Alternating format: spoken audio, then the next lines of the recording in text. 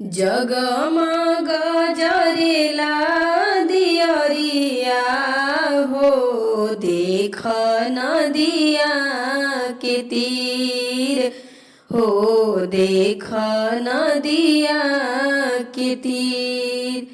सेवा का चढ़ावेला पियरिया हो, देख नदिया के तीर हो, देख नदिया के तीर। जगमग जरेला दियरिया हो, देख नदिया के तीर हो, देख नदिया के तीर।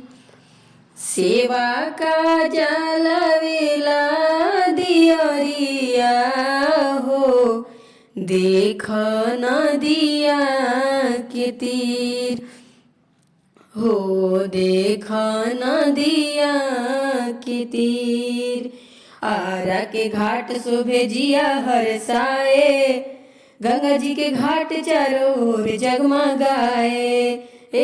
बिहिया के घाट शोभे जिया हरसाए, गंगा जी के घाट चारों ओर जगमगाए।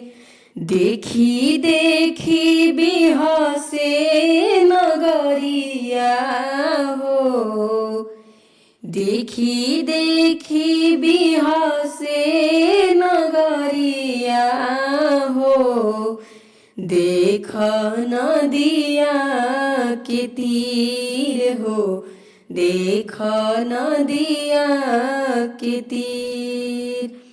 जगमग जरेला दियरिया हो, देख नदिया के तीर हो, देख नदिया के तीर।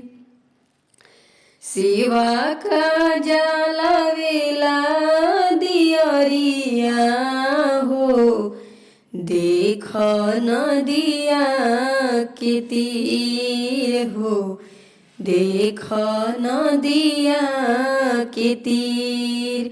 जगमग जरेला दियरिया हो, देख नदिया के तीर हो, देख नदिया के तीर।